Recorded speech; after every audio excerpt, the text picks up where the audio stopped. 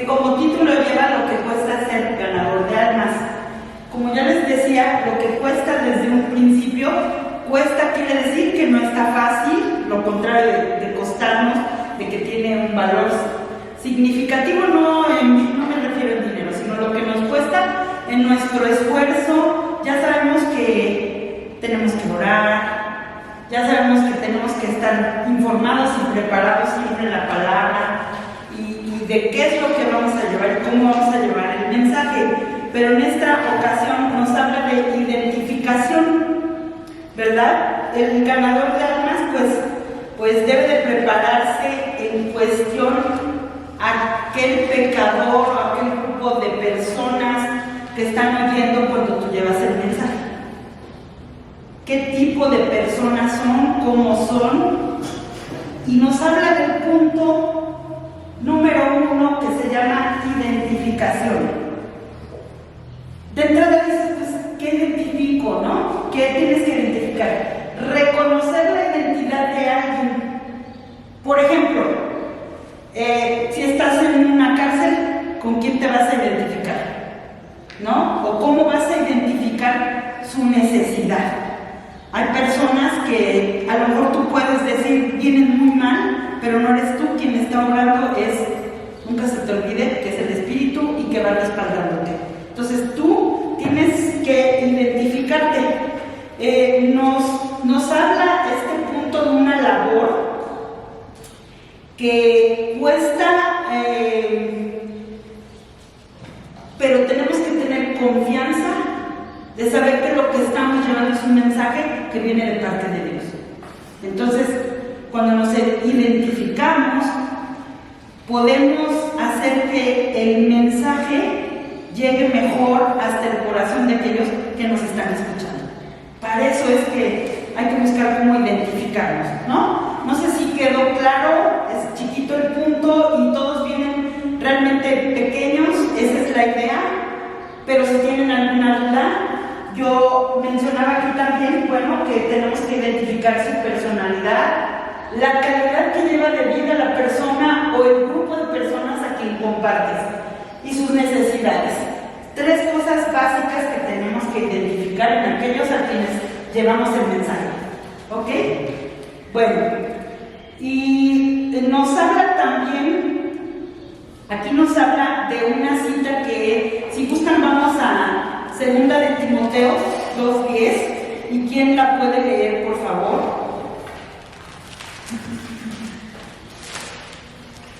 Yo. Sí, Pau. Dice: por tanto, todo lo soporto por amor de los escogidos, para que ellos también obtengan la salvación que es en Cristo Jesús con gloria eterna. Entonces, ¿qué nos habla aquí Pablo? De que soportar. Hay una frase que me gusta mucho que escuché en un pastor que dice: yo soy todoterreno. Y nosotros también tenemos que ser todoterreno para en cualquier momento, dígase circunstancia, adversidad, lugar, clima, etcétera, soportar, ¿no? Entonces, así nos lo enseña Pablo y así vamos a hacer. ¿Algún comentario, Vivi? Me gusta. Sí. Yo soy todoterreno desde hoy también. Todoterreno, seamos todoterreno. Ok. El número 2, como pueden ver en nuestro libro, viene por ahí con un error, con el número 2, que es conformación. En nuestro libro nos habla de otra cosa que más bien parece identificar la adaptación. Entonces, ligeramente voy a dar algo sobre lo que es la conformación, porque realmente no viene ¿cómo se llama?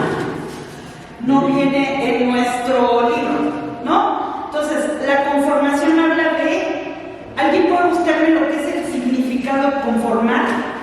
Richie, conformar, conformación, para que nos demos una idea de lo que estemos hablando, ¿no? Conformación, que es el punto número 2. Acuérdense que este capítulo solo trae 4 números, es ya más pequeño que los otros que habíamos estado viendo, ¿verdad? ¿Ya lo tiene Richie? A ver, dime. Aquí lo maneja muy sencilla: colocación, distribución de las partes que forman un conjunto, igual de una memoria. ¿Sí?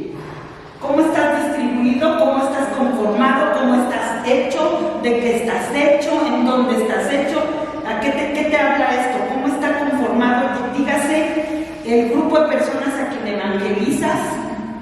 Por ejemplo, aquí otra que dice, puede traducirse como acción y efecto de estar de acuerdo.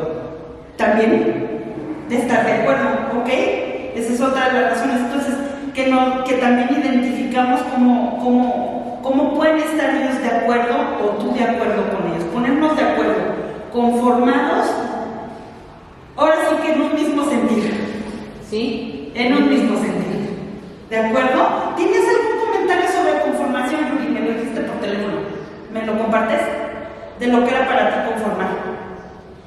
Sí, decimos que efectivamente lo que acabas de mencionar, que es algo en cuanto a la persona que le vamos a compartir, es estar compartiéndole y estar de acuerdo, conformándonos a la imagen de Cristo, ¿no? A la que nos compete. Sí.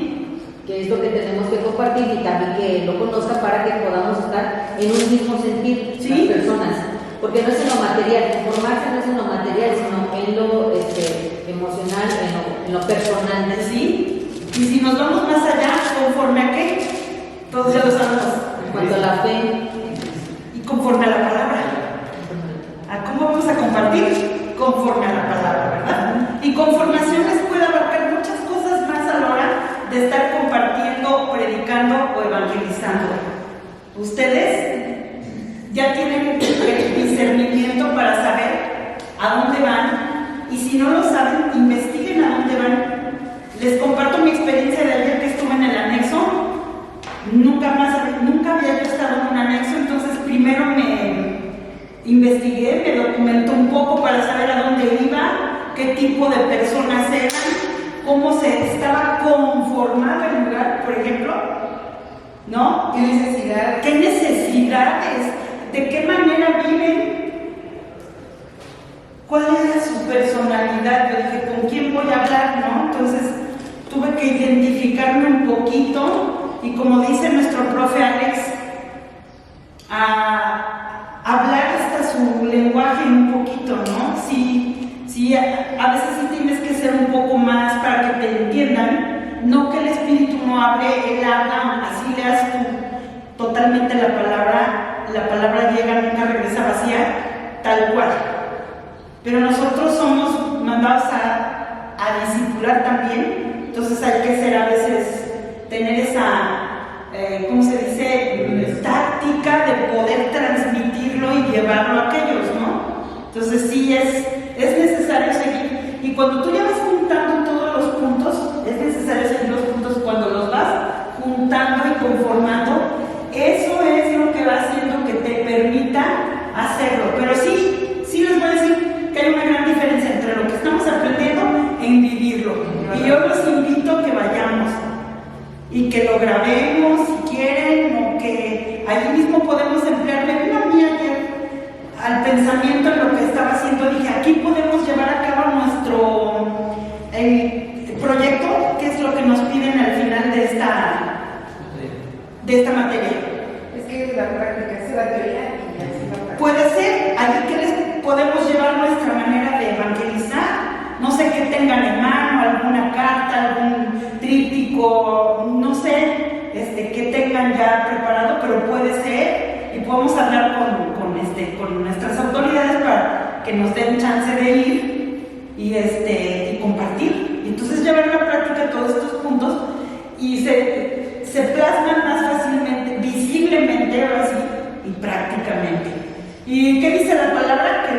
Que la llevemos por obra, ¿no? Y bueno, hermanos, hasta aquí, a mí me tocaron estos 2 puntos, espero que haya quedado claro, y gracias, hermanitos, y siguen los hermanos. Gracias a Dios.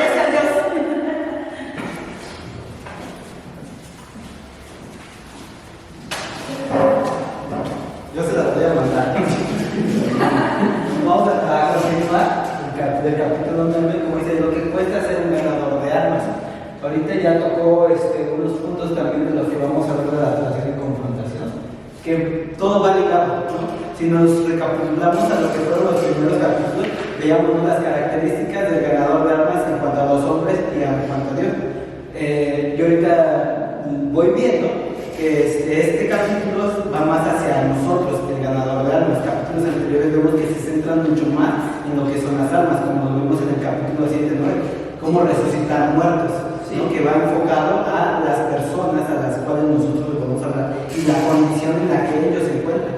Pero entonces digo, si se dan cuenta, pues va más hacia nosotros como ganadores de almas, ¿no? Como decía nuestra hermana, cómo nos identificamos y reconocemos a la otra persona. Entonces llega este punto de adaptación o adaptabilidad, que debemos de recordar que los hombres se ganan para Cristo, ¿no? O sea, nuestra labor es con un propósito, no solamente de ir y llevar la palabra, sino que esa alma sea ganada para Cristo. ¿Y cómo lo vamos a hacer? Por medio de que nosotros seamos instrumentos apropiados, ¿no? Lo vimos que el ganador de almas tiene que tener ciertas cualidades, o sea, no cualquiera lo puede hacer, no porque Dios no lo puede usar, pero tampoco vamos a hacer como que aventarnos a la y se va sin prepararnos, ¿no? Como decía el hermano, o sea, yo nunca había ido a un anexo, pero me preparé, me documenté para conocer. Es obviamente de que va a haber momentos en que Dios nos llame y no tengamos nada más como para prepararnos, que es lo que, si recuerdan, hay una parte de la historia de este capítulo que habla sobre un hermano, ¿no? Que es de los que tienen todos sus sermones, todo estructurado, y que de repente lo piden en la casa y dice, ¿y ahora qué hago? ¿No? Ahí es una parte donde debemos de recordar que no es lo que nosotros hagamos, sino que es lo que Dios hace por medio de nosotros.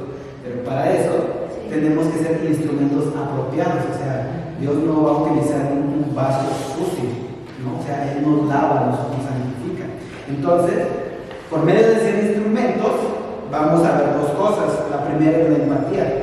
Busqué empatía, dice habilidad tanto cognitiva como emocional o afectiva del individuo en la cual es capaz de ponerse en la situación del otro, ¿no? Es, como decía la hermana, ponerme en la situación que está viviendo la persona, en este caso del anexo. Tal vez nosotros, por gracia de Dios, no hemos llegado a caer en una situación así, pero no por eso no quiere decir que no nos vamos a sentir empáticos con la persona en la situación que se encuentre.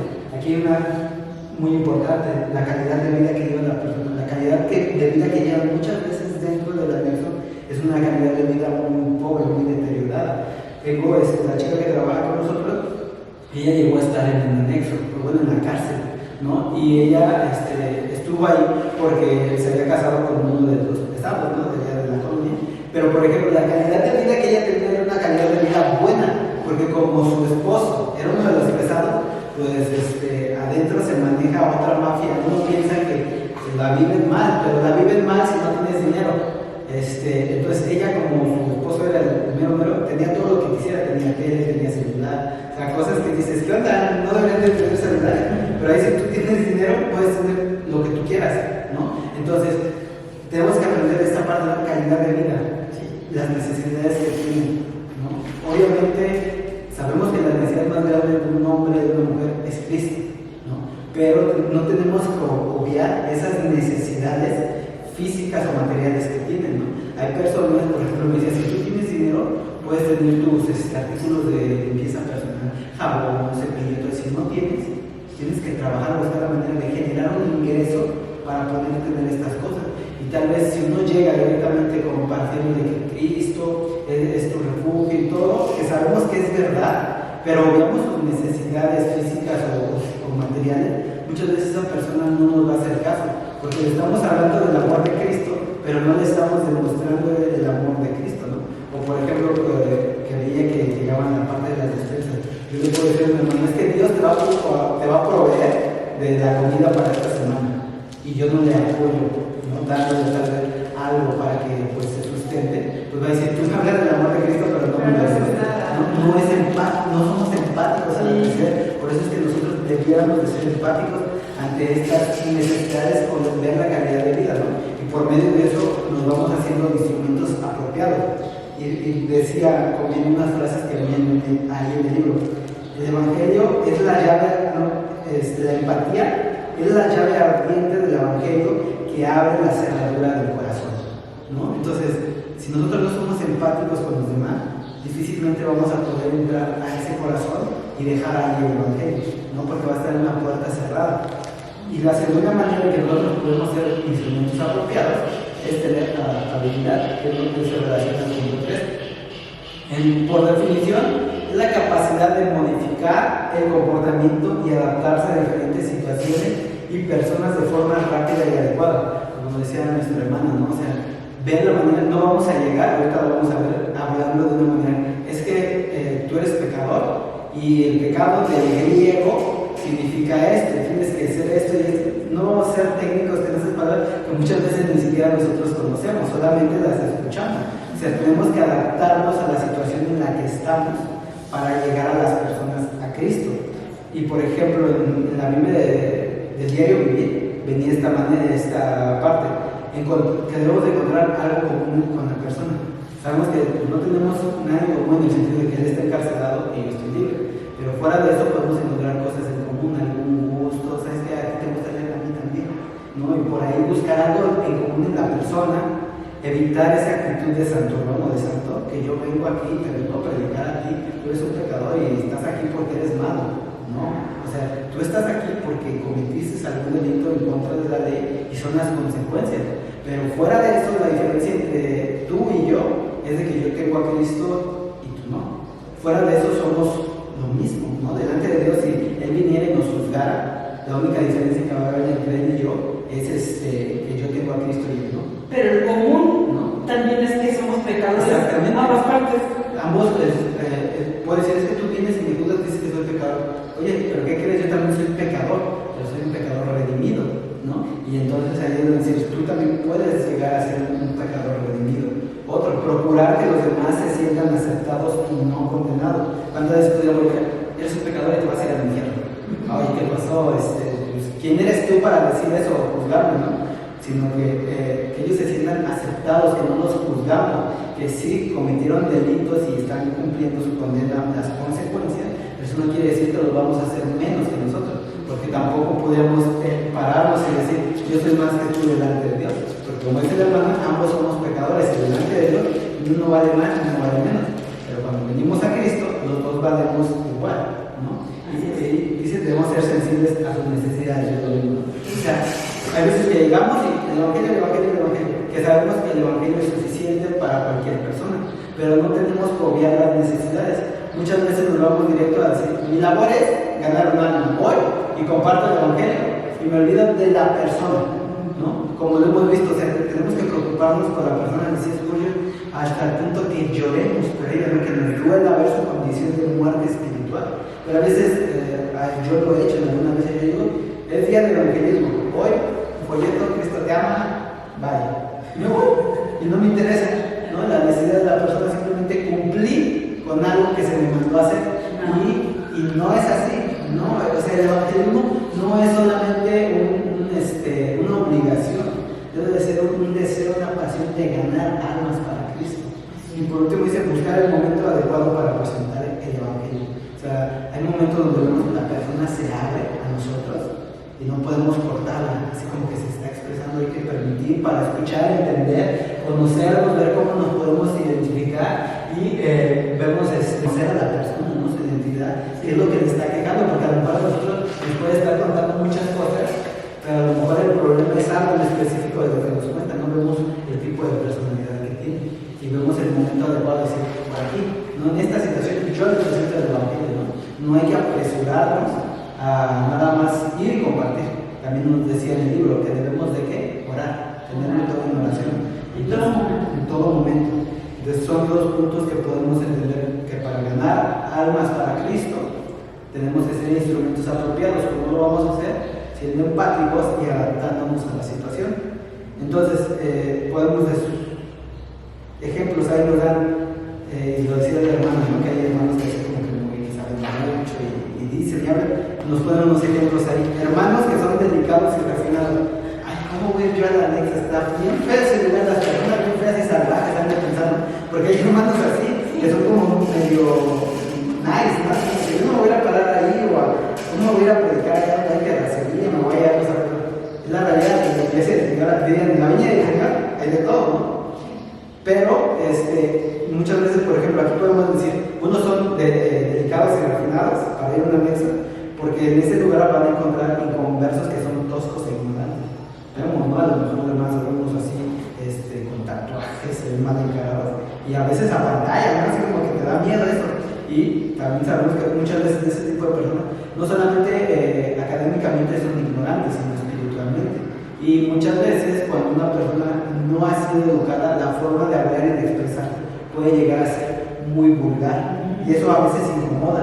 Y aunque yo he conocido personas que son educadas, que ya tienen licenciaturas, y hablan peor que, dirían, peor que una albañil, ¿no? Sin menospreciar, pero realmente dices, y esa que es una persona educada, de 10 palabras 9 son groserías, y se oye vulgar, ¿no?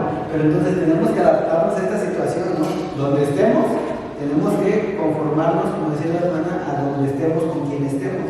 Hay hermanos que son doctos y educados, o sea, que tienen conocimiento, que lo han adquirido, que pueden llegar a yo les vengo a predicar, y es que la palabra de Dios dice, y esta palabra viene del griego, que significa, y muchas veces que no te entiendo nada, ¿no? Muchos tecnicismos. Y ¿por qué? Porque el hermano pues está preparado, pero tiene que entender que la situación del lugar donde está no es el conveniente, que como esté en un instituto y tal vez pueda hablar de esta manera donde los estudiantes sí lo comprendan. ¿Por qué? Porque va a haber conversos necios, ¿no? Que no entiendan y van a negar esta parte de yo no soy malo, cometí un error nada más. Y lo típico, ¿no? Están en la cárcel y ¿quién es inocente? Y todos levantan la mano, ¿no? Y se ve mucho en las películas que niegan su culpabilidad. Hay necedad en su corazón. Y bueno, al final, una resolución de esto es de que necesitamos energía y no fineza de compartir el Evangelio, ¿no? La energía de que nos da el Espíritu Santo. Se necesita tacto, pero no violencia, ¿no? Porque a veces digamos, eres pecador y te vas a ir al infierno. Eso no es tener tacto con una persona que se va a ganar para Cristo. Pero tampoco debemos de minimizar eso, ¿no? O sea, el pecado es una ofensa grave contra Dios, a tal punto que su hijo tuvo que morir en el mundo. Pero debemos de tener tacto al compartir eso. Y también se necesita suavidad y no fuerza, ¿no? No llegar y luego ser suaves, comprender a la persona para poder llevar el mensaje. Bueno, esa es cuestión al punto de 3 adaptación. En conclusión, puse algo del libro. No estamos dispuestos a soportar toda prueba para que de todos modos salvemos a algunos para Cristo. Si no estamos dispuestos a soportar las pruebas, las aflicciones, decía Spurgeon, mejor que nos vayamos a casa. No salimos así. Disculpa que lo diga así, pero si no estamos dispuestos a soportar las aflicciones que conlleva llevar el Evangelio, no servimos para Cristo. Somos inútiles, no servimos para nada. Pero a pesar de que somos inútiles, Cristo nos hace útiles para su obra, porque no es por nosotros, es por Él. Y dice, me gustó cómo lo ponía aquí, un lápiz de grafito no sirve para nada hasta que no se le haya sacado punta. Es necesario cortar la fina madera de cedro para que lo de dentro pueda tener libertad de comunicar. Entonces yo puse, las pruebas o aflicciones que vivimos en el ministerio de ganar almas no es más que la cuchilla afilada que Dios usa para pulir nuestra vida y poder llevar mejor a cabo, a fin de poder ser instrumentos apropiados para esta gloriosa labor, ¿no? Estemos dispuestos a sufrirlo todo por amor a fin de ganar un alma para Cristo, ¿no? Como lo leía de nuestra hermana, que Pablo usa por amor a los escogidos. O sea, el amor es un atributo esencial para un ganador de alma, ¿no? Que va a sufrir por amor a aquellos. Y por último punto, la confrontación. Yo la tomé de 2 maneras. La confrontación que hacemos a la persona, de cómo lo vamos a confrontar, cómo nos confronta a nosotros mismos el hecho de ir a ganar almas. Y contaba la historia en este punto, que el hermano que tenía su sermón, que fue a la puerta de una casa que iba a visitar y tenía miedo, estaba aterrado, que dice que ni sintió cómo la gravedad, tocó el timbre y cuando menos sintió ya estaba en la sala, no sabía qué decir. Hizo una oración, ¿no? Pero dice que el miedo lo estaba haciendo dudar, lo paralizaba, pero que después de que todo fluyó. Entonces, el temor influye en nuestro espíritu, ¿no? Al hablar. Y hasta cierto punto es normal a veces el temor, porque no estás hablando de ti. Exactamente, estamos hablando de Cristo, ¿no? Y a veces aunque a veces no lo queremos aceptar, y sabemos que al que rechazan es a Cristo, cuando nosotros vamos a hablar, una parte de nosotros se siente rechazada, ¿sí? Porque uno va con el gozo, la alegría, oye, tengo que compartir este mensaje. No quiero. Uno se siente, ¿no? Aunque sabemos que rechazan a Cristo, uno se siente, ¿no? Y es normal que quisieran aceptar, y es normal, como dice el hermano. Y sentimos ese temor al hablar. Creemos que no sabemos qué hemos de decir y cómo decirlo, ¿no? Cuando vamos a empezar así, oye, ¿cómo se llama? ¿Y qué voy a decir? ¿Y cómo lo voy a decir? Y no, ve tú. Yo así empezaba cuando iba con un doctor. te toca hablar y no, habla tú, ¿no? Así como que me daba ese temor, ¿no? Fluía en mi espíritu en lugar de tener valentía y hablar de Cristo te ama, de alguna manera contar, ¿no? Eres pecador, arrepiéntese, ¿no? Nos influye, pero ese temor debe de moldear nuestro corazón, ¿no? ¿Por qué? Porque si no, no vamos a lograr hacer la obra, ¿no? Si permitimos que el temor nos domine, no vamos a hacer nada. Y dice en la primera carta de Juan que el perfecto amor echa todo temor. Y el perfecto amor de quién es? De Cristo. Entonces, su amor que está en nosotros debería echar cualquier temor para llevar a compartir las buenas nuevas. Y para eso necesitamos la oración, él mencionaba. Reconocemos que Dios es el único que puede salvar las almas. Nosotros solo somos instrumentos en su mano, ¿no? Y lo que decía, el pastor decía, pues ya tengo mi sermón estructurado, ya sé que voy a hablar en esta parte, voy a leer estos versículos, aquí voy a dar una aplicación y mi sermón va a estar de lujo, ¿no? Pero, ¿qué pasa? Se nos olvida. ¿Y ahora qué hago? ¿No? O sea, confiamos más muchas veces en los métodos, en las estrategias, que en lo que Dios hace a través de nosotros por medio de su Espíritu. Y así me pasó ayer, llevaba un estudio y el Espíritu dijo, Ya ves que aunque lo preparemos, sí, no sabemos ni qué, ni por qué puse esto, por qué así, ¿no? Como que nos... ¿Por qué dije esto? ¿Por qué dije esto? El temor nos gana y empezamos a dudar y a dejar de confiar en el Espíritu, ¿no? sí. Y por ejemplo, él decía que después de que él oró, esa fue una manera como de romper el hielo. Sí. Y yo puse aquí unas como actividades, un ejemplo de cómo romper el hielo, aparte de una oración. Muchas veces la típica, ¿y cómo está el clima? No, está bien, está soleado, cuidado. Un chiste, contar algún chiste, ¿no? Así como que... Los testigos de Jehová son buenísimos en eso. Sí. O sea, ¿te acuerdas que te platicaba en el teléfono, no? O sea, ellos, cualquier cosa de lo que le comente la otra persona, de ahí se agarran. Sí, para... de lo que le conteste, si empieza a hablar de la cocina, si empieza a hablar del clima, de lo que sea, por ahí. Por ejemplo, intereses, hobbies, ¿no? Hay que ser buenos observadores. Cuando vamos a aplicar algo, no es que los extendemos para jugarlos, sino ser observador, ¿no? Yo creo que aquí en su mano trae mucha pulsera, o trae una playera de un superhéroe, observar a la persona, identificar, y tal vez de por ahí, oye, creo que traes una playera de Superman, ¿no? Y empezar a romper el hielo para que no se sienten y de repente, pues como dicen los testigos felices ahí, que nos enseñen cómo guiar todo eso que vemos al Evangelio, ¿no? Presentarles a Cristo. O simplemente contarles una historia. Hay una hermana que viene de Singapur, si no me equivoco, que tiene un taller que se llama Simplemente la Historia, donde ella toma fragmentos de historias bíblicas y las empieza a contar mediante alemanes, ¿no? Y por ejemplo dice, les voy a contar una historia. Y la historia empieza donde estaba un rey, ¿no? Y ese rey tenía muchos caballos y empieza a contar la historia, pero son historias bíblicas, que si uno las escucha, muchas veces como que no tiene la idea que son historias bíblicas. Una, porque no se lee la Biblia cuando es inconverso, ¿no? Y le llama la atención sobre la historia de ese rey o sobre esta persona, y de ahí tú puedes partir, ¿no? Pues mira, esta historia viene en la Biblia y simboliza, significa esto, ¿no? Para romper el hielo y empezar una conversación. Porque muchas veces si llegas a decirles, te vengo a hablar de Cristo, no gracias. Pero si llegas y dices, ¿te puedo contar una historia? A ver, ¿de qué quieres hablar? Y sin saber que es una historia bíblica, se la cuentas, ya después le presentas el Evangelio, ¿no? Quizá Hércules, ¿no? Salió de Sansón. Ajá, podrían ser esas tipo de cosas, así como que te voy a contar la historia del Hércules no conocido, ¿no? O el primer Hércules. ¿Quién es el primer Hércules? Bueno, pues Sansón, y ya luego platicar, Sí, ¿no? claro. Formas de romper el hielo al punto de llegar a poder presentarles el Evangelio y de cierta manera confrontarlos con sus pecados. Sí. Porque tienen que entender, lo estábamos viendo en la mañana, que nosotros somos personas que están muertos en sus delitos y en pecados. Pero no dejarlos ahí, ¿no? Oye, tú estás muerto en tus pecados. Pero dice que Dios, y ya lo vemos en la clase de Efesios, No te lo digo, pero sí. no te lo digo, pero Dios nos dio vida juntamente con Cristo. Ahí está la solución a tu muerte o a tu forma de pecar. Te traigo la buena noticia. Y en conclusión, no podemos ofrecer ningún sacrificio, método, fórmula o idea que sirva de expiación por las almas. O sea, todo esto que estamos viendo que es bueno y útil, no sirve de nada para ganar el alma. O sea, porque somos instrumentos, no somos el medio. El medio es el Evangelio, es Cristo el que lo salva. Todo esto es bueno, pero no es lo que nos va a salvar. Entonces solo Cristo en la expiación que... Hermanos, ¿Sí? y el título es las recompensas del ganador de almas. Sí. Ya sabemos que es una recompensa.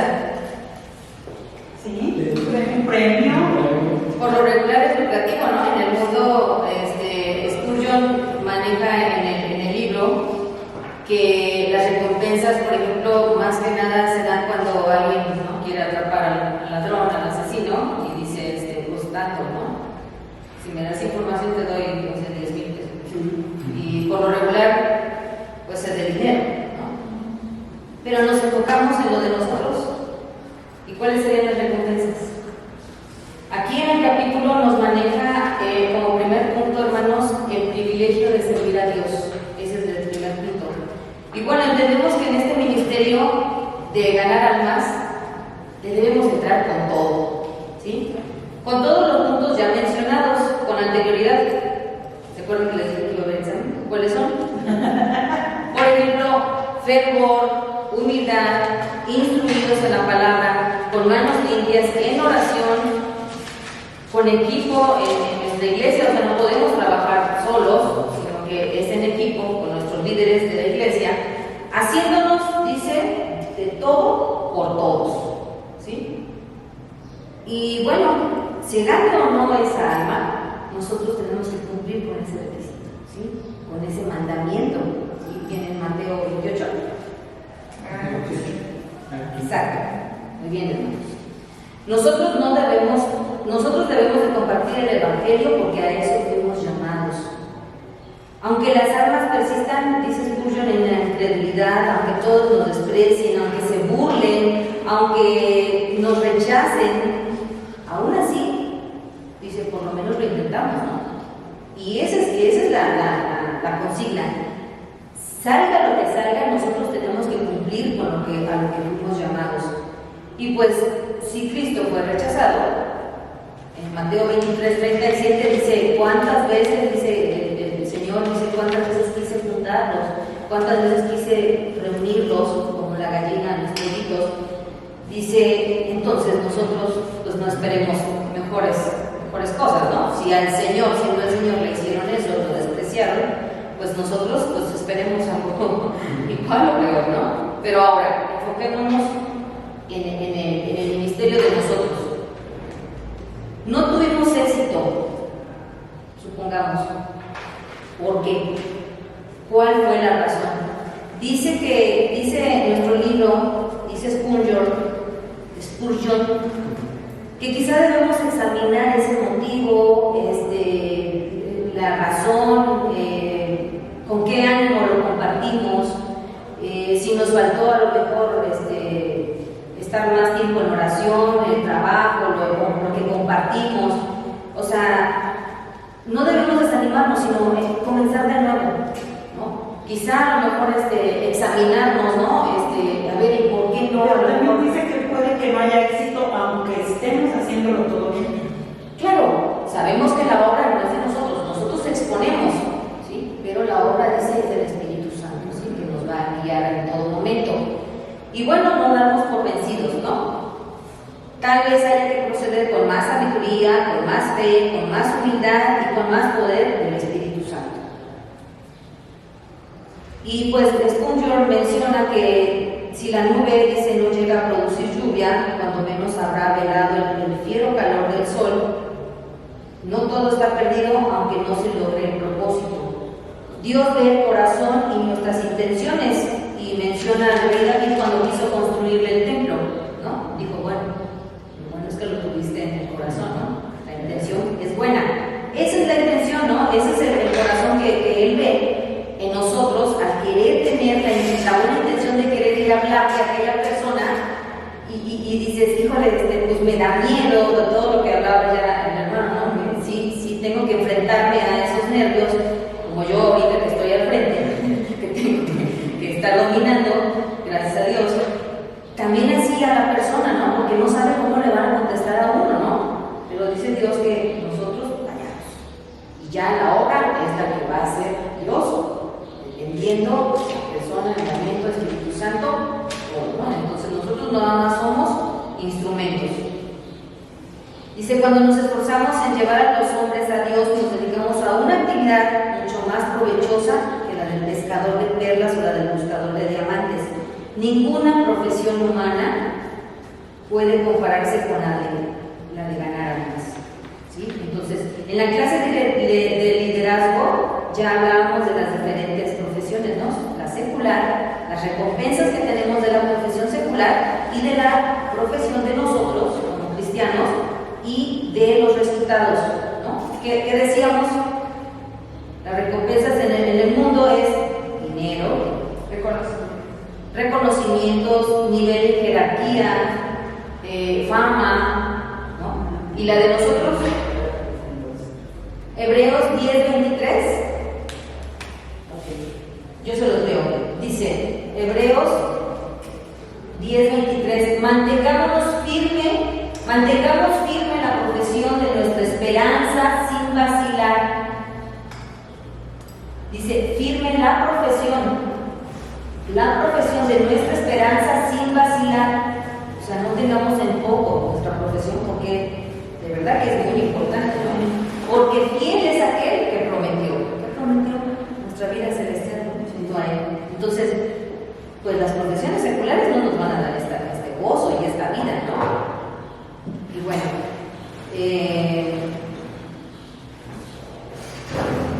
no sé si tengan alguna pregunta en cuanto a este punto. ¿Quedó claro? Espero que para los hermanos de lejos no los haya yo hecho bolas. Pero bueno, ahí tenemos el libro. El siguiente punto que nos maneja el capítulo 10 es el beneficio de la misma obra. Hermanos, sabemos que este trabajo, pues, que Dios nos encomendó no es lucrativo, se lo repetimos, ni mucho menos no podemos esperar recompensas como el mundo las da. Nuestra recompensa, pues ya sabemos que es celestial, ¿no? Nuestra vida es celestial junto con el Señor. Pero, pues bueno, antes de que llegue ese momento, aquí el libro maneja beneficios. ¿Cuáles son estos? Hay adelantos, hay anticipos. La recompensa radica en parte en la misma obra, dice Spurgeon, y dice que, bueno, yo aquí lo enumeré, como primer punto le puse que hay un gozo, ¿sí? O sea, antes de tener la recompensa, ¿cómo se dice?, el premio mayor, la vida celestial, aquí al hacer nuestro trabajo que Dios nos dejó al ser cristianos, es el gozo de compartir las buenas nuevas, ¿no? A estas almas perdidas. Acordémonos de la vida pasada de nosotros, cómo es que cuando llegamos a él sentimos ese cambio, ¿no? De sentirnos ya diferentes, ese sentir, esa alegría de que ya somos diferentes, de que ya somos hijos de Dios y empezamos a conocer ese Dios y ya sentimos que vemos para atrás y decimos, híjole, cuánta cosa, ¿no? Andaba yo, cuánta basura andaba yo, ¿no? Entonces, toda esa alegría, ese gozo, queremos compartirlo, ¿no? Queremos compartirlo, queremos que todo el mundo sepa lo que Dios ha hecho conmigo y ese cambio, o sea, todo eso. Yo me acuerdo cuando también empecé a querer que todo el mundo supiera lo que había hecho. Yo no me puse a pensar, ahorita que ya estoy en las clases, ahora sé que la preparación, la oración y todo eso, pero yo me acuerdo que me aventé como en borras. Yo dije, yo quiero que todo el mundo sepa. Y yo no me puse a pensar si sabía o no. Ahora digo, ay Señor, pues con razón, tantos errores, ¿no? Porque pues bueno, hay un proceso. Entonces, y al ver a los demás en la oscuridad, pues nos da tristeza, ¿no? Queremos que nuestra familia también conozca y empezamos a entender por qué actúan así, por qué andan en tinieblas, por qué andan en los pecados manejadas por el Dios de este mundo y tratamos de entenderlas, pero queremos que también conozcan, ¿no? Entonces, ese es el gozo. Y el punto número 2, otro beneficio, dice, preparándonos en la profundidad de las Escrituras. Yo ya no me siento igual que hace 2 años, cuando yo empecé a estudiar a profundidad toda la palabra. O sea, sí es cierto que al ir a la iglesia tenemos un discipulado, tenemos clases y todo esto, pero el hecho de aprender con seriedad más, o sea, yo lo siento así en mi persona, hablo de mí, ¿no? El hecho de entrar aquí al instituto, la verdad es que me hizo estudiar más.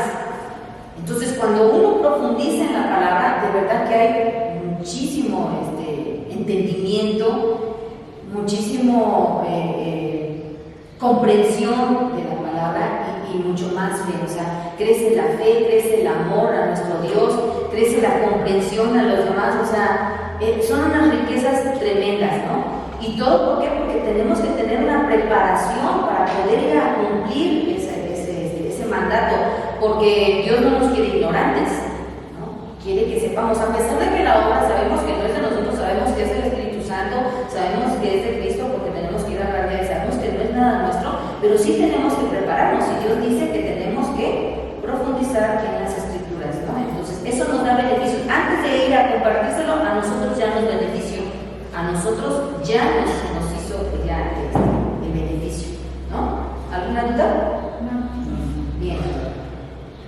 El hombre que se ha preocupado por un alma, que ha orado por ella, que ha planeado la forma de acercarla a Cristo, hablándole con voz temblorosa y esforzándose por causar impresión en su corazón, también se educa a sí mismo.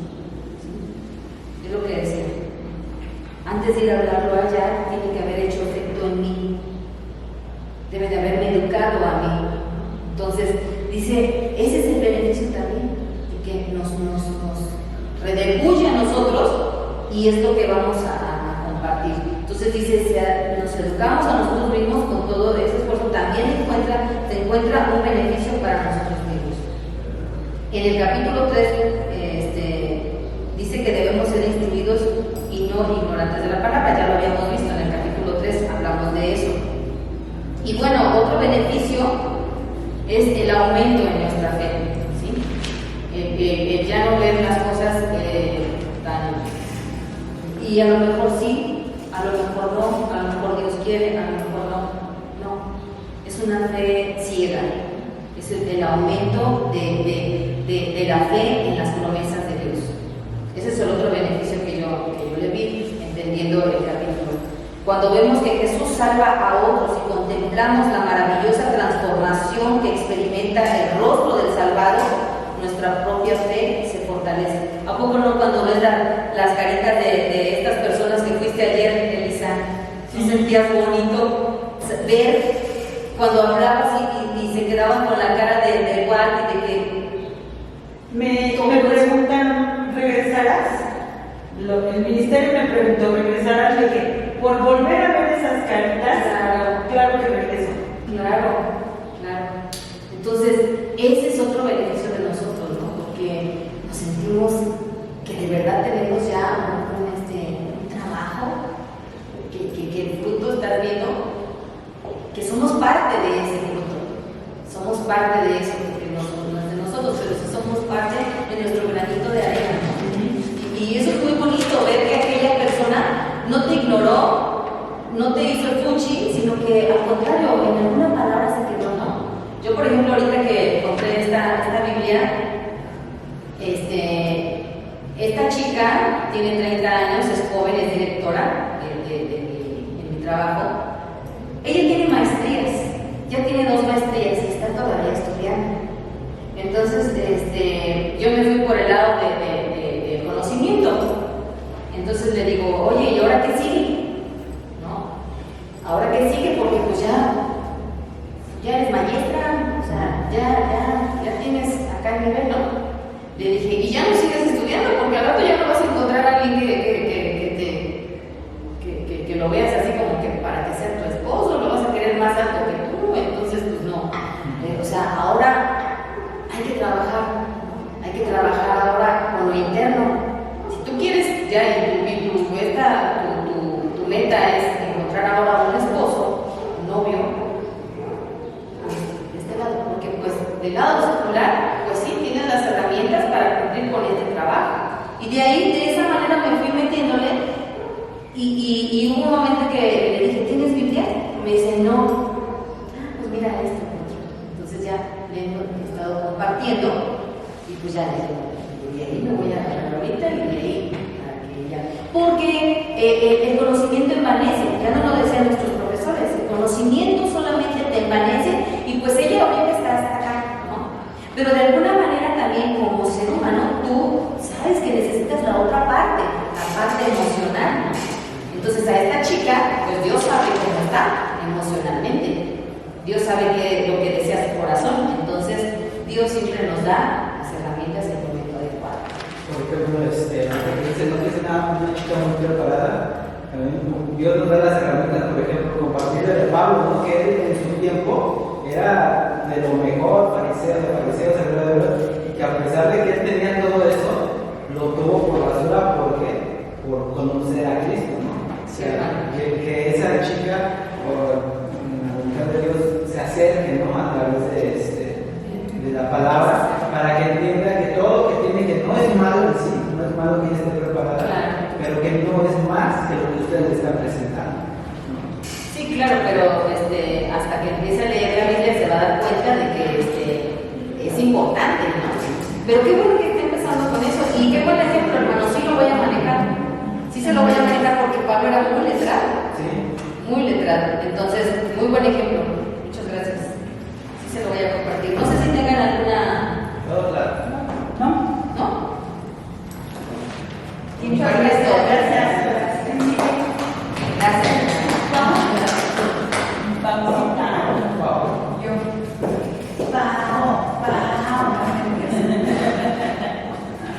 La porra.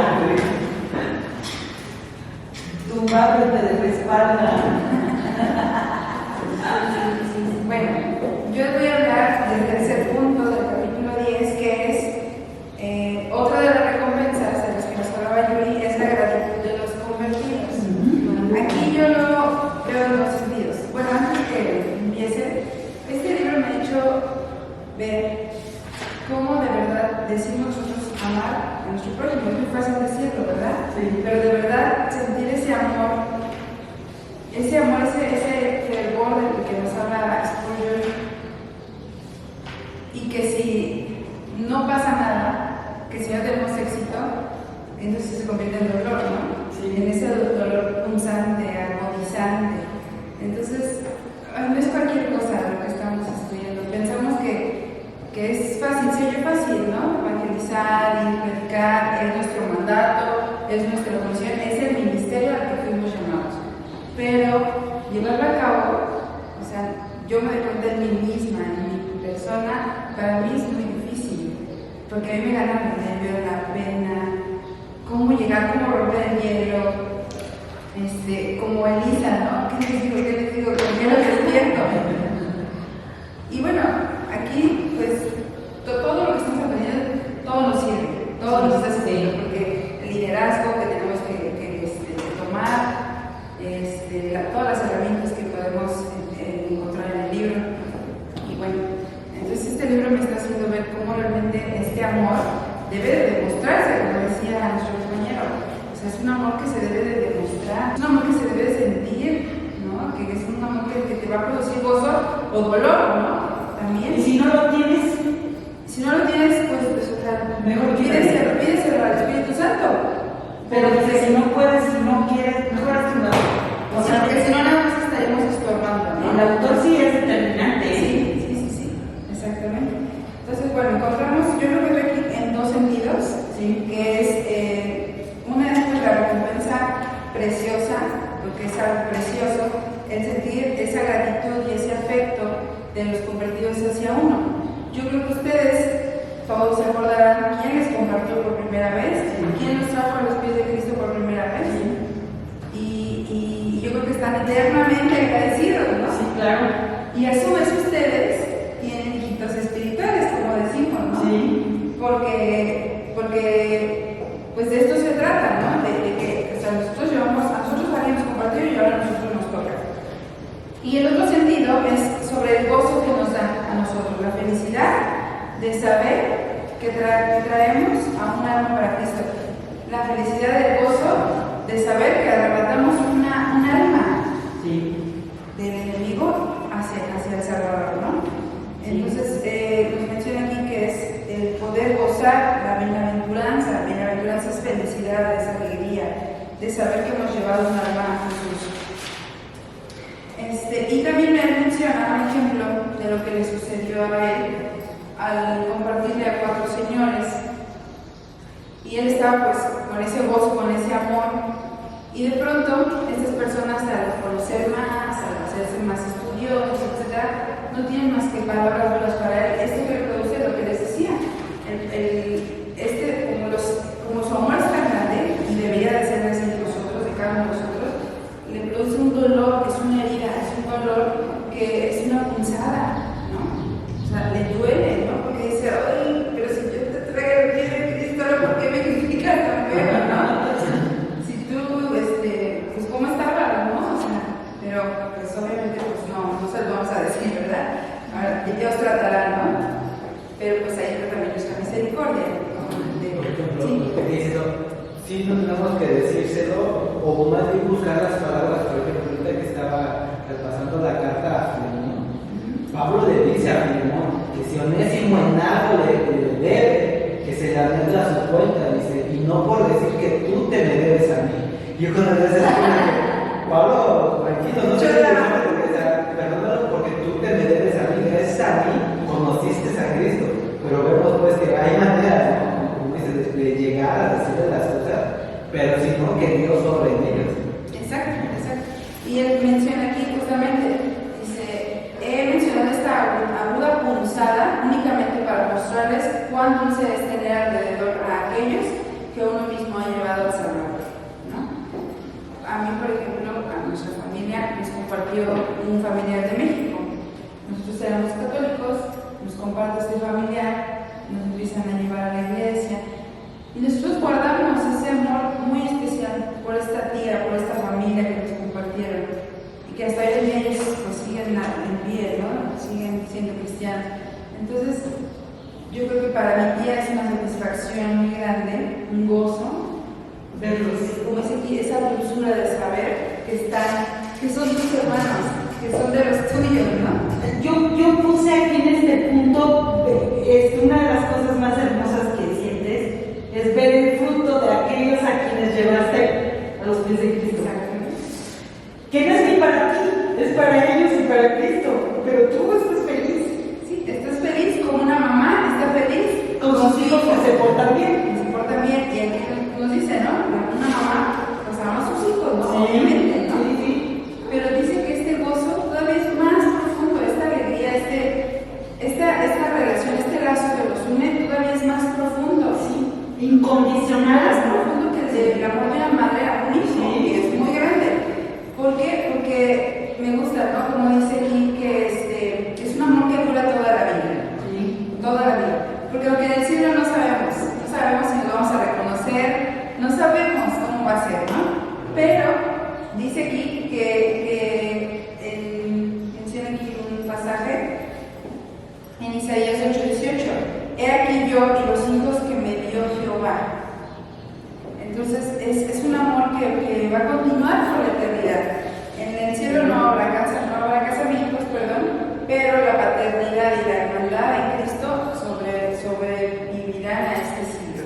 Entonces esto es interminable, es hermoso, es grande, Oye, es para siempre. yo a veces cuando evangelizo les digo, imagínate a Cristo junto a ti que te diga, ¿te acuerdas cuando te mandé Isa? Y tú me rechazaste, y luego te mandé a fulano y me rechazaste. Pero sí te acuerdas cuando fue que fui yo quien hizo que tú me escucharas. Exacto. ¿No? O sea, sí, siempre les digo, ¿quién? ¿No creas que vengo de parte mía? Él te va a preguntar. Sí, exactamente. ¿No? Y como lo hemos estado viendo, todo es por la obra del Espíritu Santo. Y nosotros solo somos el instrumento, que a Dios le place usar. Pero sí es hermoso lo que nos hace sentir como seres humanos, ¿no? Y estaba yo investigando en la concordancia Strong el significado de gozo. Y viene del griego chara, que quiere decir gozo, alegría, grandemente deleite. Es una alegría, es un deleite, es algo muy grande, grandemente. ¿Sí? El poder saber que tú estás llevando a los pies de Cristo a una persona, el poder saber que tienes pues, a un hijo espiritual, ¿no? Y como nos decía Yuri, no hay trabajo, no hay puesto que se pueda comparar a nuestro trabajo como hijos de Dios, que es el llevar las almas a Cristo. Este es un gozo que verdaderamente satisface, en el cual verdaderamente encontramos satisfacción y deleite, como dice aquí, que significa la palabra gozo en griego.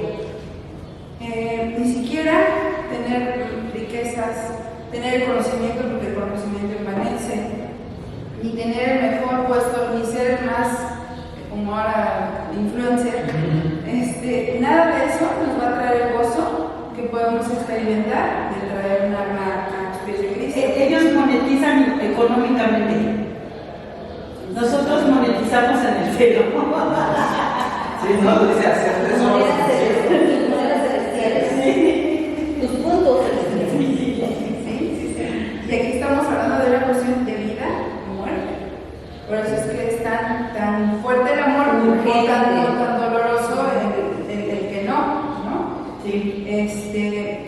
Entonces, bueno, este gozo es mucho más grande, el poder saber que estás ayudando, que estás trayendo a alguien a los pies de Cristo, inclusive aquí dice, o de ayudar a nuestros hermanos perdidos a volver al hogar de nuestro Padre.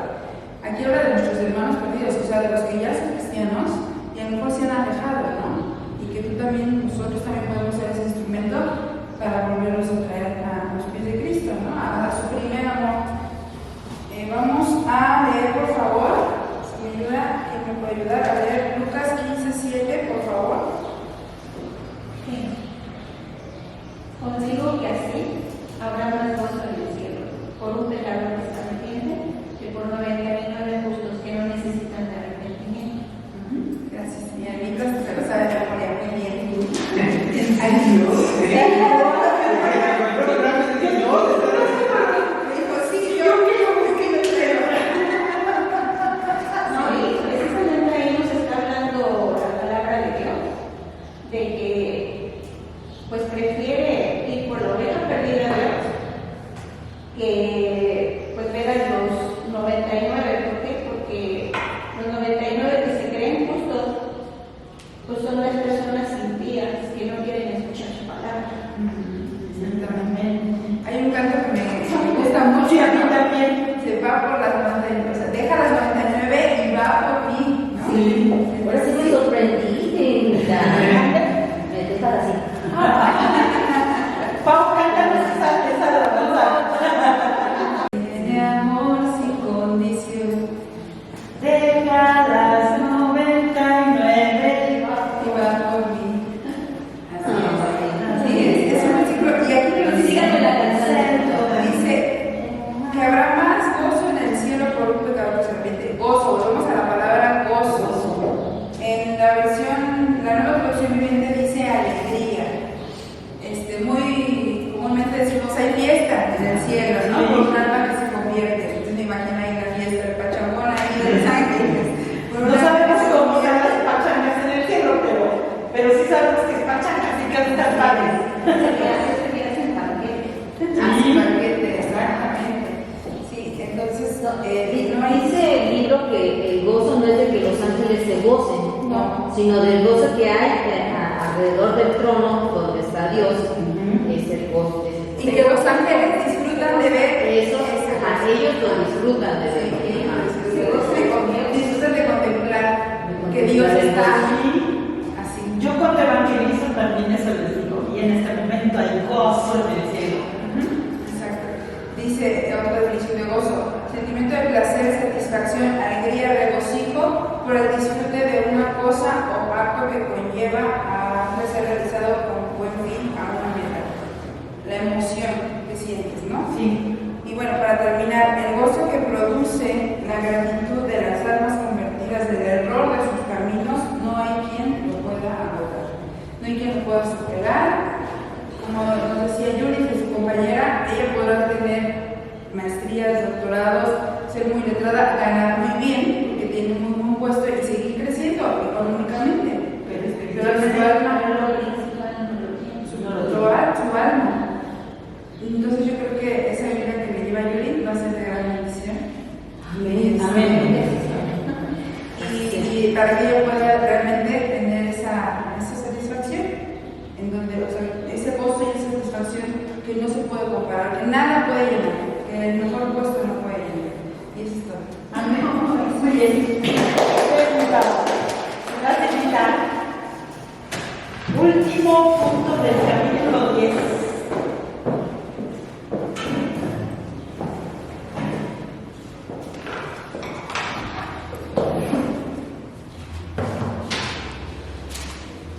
Hermanos, yo voy con el último tema, el último punto del capítulo número 10. El tema es el agrado del Redentor. Es un tema muy hermoso porque en este tema vemos que Dios se goza con un gozo divino, un gozo celestial junto con los ángeles. Primeramente porque dio a su Hijo en sacrificio para rescatar a todos los que están perdidos, a todos los que viven en pecado, para todos los que quieran escuchar su palabra. Ese es el mayor gozo de Dios, la muerte de nuestro Señor Jesucristo, su muerte, su sacrificio y su resurrección. Posteriormente, el gozo que Él siente en nosotros, ese gozo de que cuando nosotros le hablamos a alguna persona que no conoce de la palabra de Dios y logramos hacer que esa persona recapacite en sus pecados, en sus delitos y en toda su vana manera de vivir, entonces es cuando la persona empieza a recapacitar. Quizás nosotros nada más sembremos la semilla, porque Dios es el que hace la obra en ellos. Y quizás utilicen esa persona a más mensajeros, hasta que la persona logre llegar a los pies de Cristo. Ese es otro de los gozos de Dios, cuando nosotros le servimos a Él para llevar personas a los pies de Cristo. Les voy a leer una síntesis de lo que vimos en el manual. De la mejor recompensa es agradar a Dios. Es maravilloso que Dios Padre nos utilice para entregar a Cristo lo adquirido con su tormento.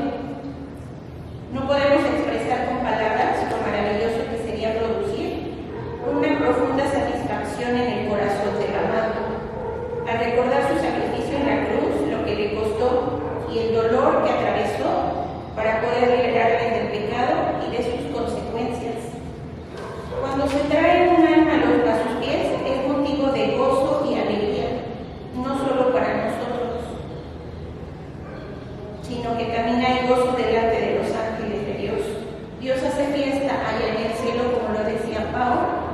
Dios hace un banquete en el cielo cada vez que un alma se arrepiente y llega a los pies de Cristo.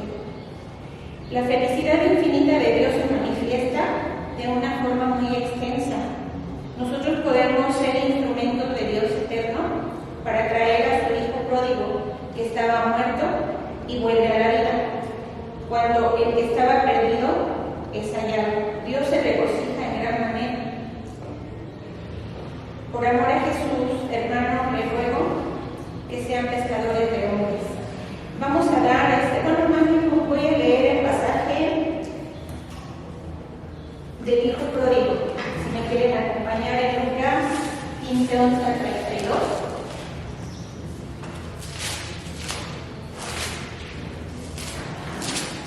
En este pasaje, pues se nos da un claro ejemplo de lo que estamos tratando ahorita, que es el evangelismo y de traer almas a los pies de Cristo.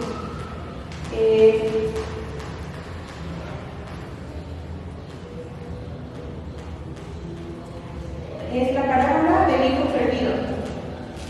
También dijo, un hombre tenía 2 hijos, y el menor de ellos dijo a su padre, dame la parte de bienes que me corresponde, y les repartió los bienes. No muchos días después, juntándolo todo el hijo menor, se fue lejos a una provincia apartada y allí desperdició sus bienes viviendo perdidamente. Y cuando todo lo hubo malgastado, vino una gran hambre en aquella provincia y comenzó a faltarle. Y fue y se afirmó a uno de los ciudadanos de aquella tierra, el cual envió a su hacienda para que apacentase cerdos. Y deseaba llenar su vientre de las algarrobas que comían los cerdos, pero nadie le daba. Y volviendo en sí dijo: ¿cuántos jornaleros en casa de mi padre tienen abundancia de pan, y yo aquí perezco de hambre? Me levantaré e iré a mi padre y le diré: Padre, he pecado contra el cielo y contra ti. Ya no soy digno de ser llamado tu hijo. Hazme como a uno de tus jornaleros. Y levantándose vino a su padre, y cuando aún estaba lejos lo vio su padre y fue movido a misericordia. Y corrió y se echó sobre su cuello y le besó. Y el hijo le dijo: Padre, he pecado contra el cielo y contra ti, y ya no soy digno de ser llamado tu hijo. Pero el padre dijo a sus siervos: Sacad el mejor vestido y vestirle, y poned un anillo en su mano y calzado en sus pies. Y traed al becerro gordo y matadle, y comamos y hagamos fiesta. Porque este mi hijo muerto era y ha revivido, se había perdido y es hallado. Y comenzaron a regocijarse. Y su hijo mayor estaba en el campo, y cuando vino y llegó cerca de la casa, oyó la música y las danzas. Y llamando a uno de los criados, le preguntó qué era aquello. Él le dijo: tu hermano ha venido, y tu padre ha hecho matar el becerro gordo por haberle recibido bueno y sano. Entonces se enojó y no quería entrar. Salió por tanto su padre y le rogaba que entrase. Mas él respondiendo dijo al padre: He aquí, tantos años te sirvo, no habiéndote desobedecido jamás, y nunca me has dado ni un cabrito para gozarme con mis amigos. Pero cuando vino este hijo que ha consumido tus bienes con rameras, ha hecho matar para él el becerro gordo. Él entonces le dijo: Hijo, tú siempre estás conmigo y todas mis cosas son tuyas. Me era necesario hacer fiesta y regocijarnos, porque tu hermano, era muerto y ha revivido. Se ha perdido y es hallado. ¿Alguien me quiere decir qué entendió en este pasaje? Que nuestro Padre siempre nos está esperando con los brazos abiertos. El Padre es Jehová Dios y nosotros somos el Hijo pródigo. Y yo me acuerdo que yo antes decía: Señor, ¿cómo te voy a agradar? ¿Cómo voy a hacer algo para que tú estés, pues, o de alguna manera recompensar todo lo que tú me amas? Y yo no sabía. Y cuando yo leí el capítulo, dice: agradar a Dios. Agradar al Señor. Yo dije: ya sé cómo agradecerle. O sea, ya sé cómo dice.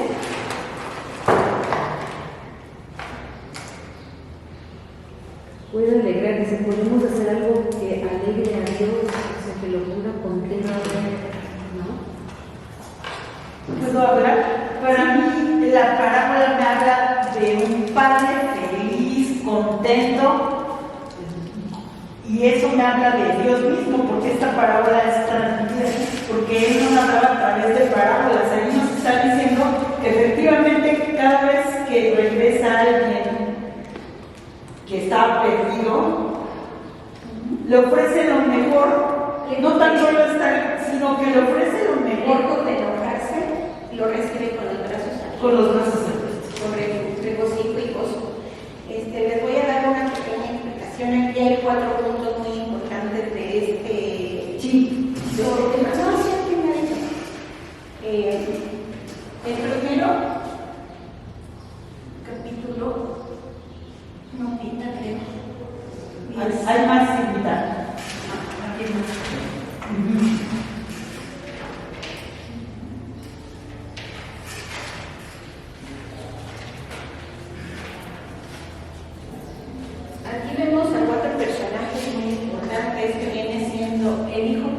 pródigo.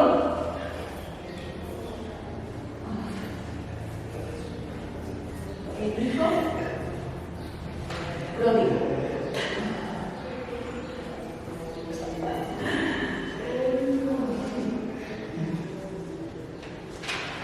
Vemos al hermano mayor. ¿El hermano mayor es el fariseo? Sí, el hermano mayor. Que se siente muy santo, muy digno, muy... Vemos al Padre que representa a Dios.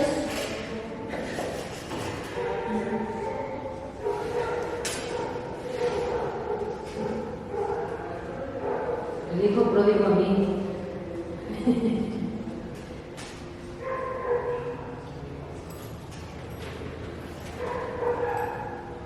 Y el cuarto punto, pues sería el tema central. Nunca he sentido lo del hermano mayor. Nunca lo he sentido. Sí, quiero. Qué bueno. Nunca he sentido lo del... Ahorita que decías yo soy el hijo, pues todos, ¿no? Y aquí vemos en el primer punto que nos está hablando de un hijo que se ha ido. Le dio su herencia en vida. En aquel tiempo los judíos no podían recibir herencia en vida. Sin embargo, este padre le dio herencia a su hijo, le dio todo lo que le correspondía por ser el hijo menor, porque al mayor le correspondían 2/3 partes y al menor 1/3 parte de su herencia. Sí.